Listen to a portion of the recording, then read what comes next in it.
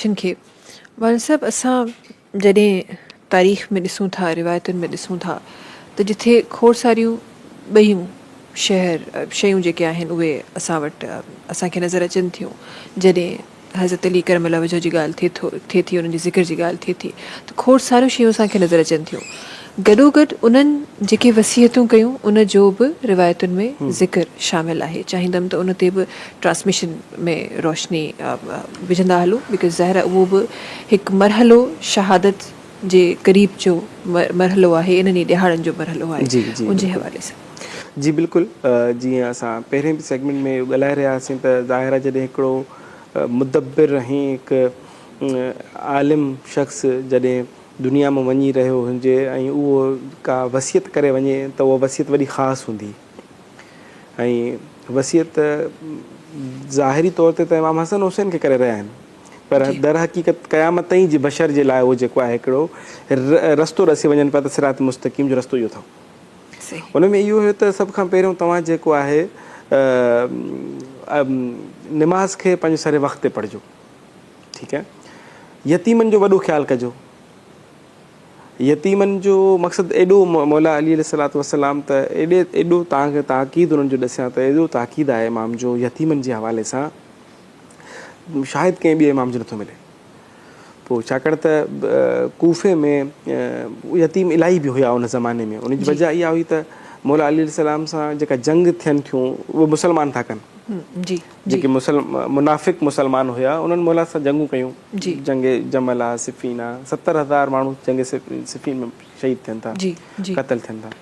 हाणे ज़ाहिर आहे उन्हनि जी जेके औलादूं आहिनि, भली उहे दुश्मन जी औलाद हुजे या पंहिंजे जी औलाद हुजे, यतीम त यतीम आहे, उनजे मथां त हिकिड़ो पीउ जो सायो ख़तमु थी वियो आहे। हाणे अगरि मौला अली अलैहिस्सलाम हाकिम हुजनि त ज़ाहिर आहे उन्हनि जी किफ़ालत उन्हनि जे मथां आहे। पोइ मौला अली अलैहिस्सलातु वस्सलाम छा था कनि, उन्हनि यतीमनि जे घर वञनि था, रातियुनि जो वञनि था, उन्हनि बेवाउनि औरतुनि उन्हनि यतीम ॿारनि जे घर में राशन पुॼाईंदा आहिनि। किथे किथे को वरी को ॿारु चवे थो त जेको आहे मुंहिंजो त बाबो हिकु दफ़ो वाक़ियो आहे त मौला घर ते राशन पुॼाइण विया त उन ॿार बुखिया आहिनि त मौला अटो पुॼायो त हुनजी माउ चयो त मां जल्दी जल्दी में अटो पचाए वठां थी, त तव्हां बि या अली 2-3 मिंट वियो त जेको आहे तव्हांखे बि मां मानी ॾियां। त मौला अली अलैहिस्सलाम त मानी त कोन, पर हुनजे ॿारनि सां खेॾणु लॻी था वञनि। त हुनजो ॿारु चए थो त मुंहिंजो बाबा जॾहिं मूंसां खेॾंदो हो त उहो ॿकरी जो आवाज़ु कढंदो हो। अल्लाह। त मौला अली अलैहिस्सलाम हुननि सां ओड़े तरीक़े सां पेश अचनि था ऐं ॿकरी जो आवाज़ु कढनि था। यतीमनि खे उहो अहसासु था ॾियनि त जेको आहे तव्हांजो अगरि बाबो हले वियो आहे त को मसइलो न आहे, मां वेठो आहियां, मां तव्हांजो बाबो आहियां। त माना यतीमनि जे हवाले सां मौला इलाही ताक़ीद करे विया पंहिंजी औलाद खे। चवनि ज़ुल्म ऐं सितम जो साथ करे न ॾिजो। ज़ुल्म ऐं सितम जे ख़िलाफ़ु जेको आहे हमेशह डटिजी बीह रहिजो। उन सां गॾु गॾु जेको आहे अगरि हीअ दुनिया मूं का शइ तव्हांखां खसिजी वञे त उनजे पोयां न वञिजो, छॾे ॾिजो। ऐं हीअ दुनिया जूं रंगीननि में तव्हां परेशान न थिजो त उनजे पोयां वञो। तव्हां दुनिया अगरि तव्हांजे पोयां अचण बि चाहे त उनखे धकारे छॾिजो, मोटाए छॾिजो। दुनिया जी रंगीननि में रंगीन न थिजो। उन सां गॾु गॾु कॾहिं जेको आहे हमेशह मज़लूम जो साथ ॾिजो। मज़लूम जो साथ ॾियण जे लाइ मौला वॾो ताक़ीद कयो त जेको आहे जेको मज़लूम हुजे उन लाइ आवाज़ु खड़ो कयो। तव्हां अॼु जेको आहे अॼोकी दुनिया में तव्हां ॾिसो जेके जंगूं हली रहियूं आहिनि इस्लामी मुल्कनि में, तव्हां हिकु ईरान आहे उहो विढ़ी रहियो आहे त उहो मज़लूम जी हिमायत जे करे थो हुन सां जंग थिए न। फ़लस्तीन जो जेको आहे यतीम ॿार जेको आहे सिसकियूं कटींदा रहिया, उन्हनि खे रमज़ान में रोज़े रखण लाइ कुझु जेको आहे पाणी जो गिलास साफ़ु पाणी कोन मिलियो, ठीकु आहे। छाकाणि त ईरान उनजी हिमायत करणु चाहे पियो उन यतीम ॿारनि जी, त उन सां जेको आहे ॾिसो था त पूरो गर्भ जेको आहे उन सां विढ़ी रहियो आहे। त मौला चए थो त मज़लूम जी हिमायत करणी आहे, ज़ालिम जे आॾो कॾहिं झुकणो न आहे।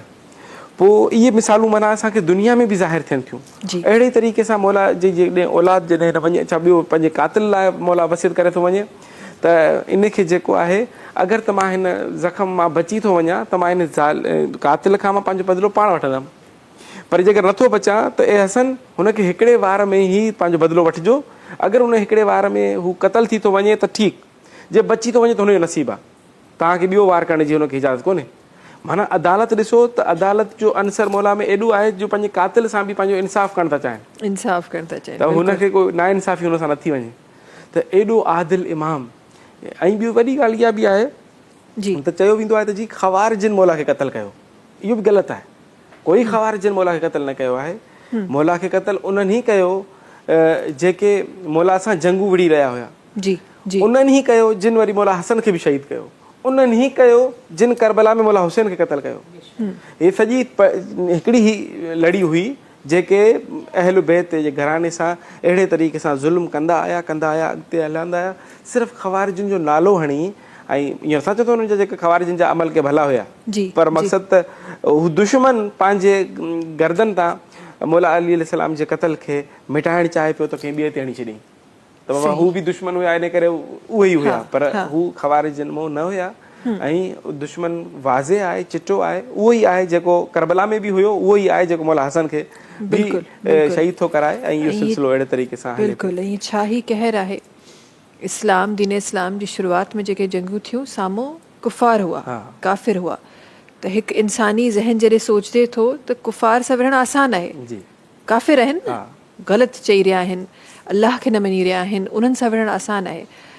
पर छा ई मंज़र हूंदो त जॾहिं तव्हांजा पंहिंजा जिन ईमान आंदो आहे, जेके हिकु अलाह खे मञनि था, जेके उहे तमामु शयूं, उहे नमाज़ूं, उहे रोज़ा सभु करे रहिया आहिनि जेके दीन सेखारे रहियो आहे, जॾहिं उहे तव्हांजे साम्हूं अची विढ़नि था, अलाहू अकबर, उहो छा मंज़र हूंदो, उहा छा कैफ़ियत हूंदी। मौला हुसैन खे क़तल करण महिल बि जेके साम्हूं हुया उहे चवनि पिया जल्दी जल्दी हुसैन जो सर कलम कयो त निमाज़ न कज़ा थी वञे, निमाज़ पढ़णी आहे। त इहो वॾो ॾुखियो मरहलो इहो हुयो। बेशक बेशक हू कुफ़ार सां विढ़णु सवलो हुयो, मुनाफ़िक़ीन सां ॾुखियो हुयो। बेशक बेशक ईअं आहे। अॻियां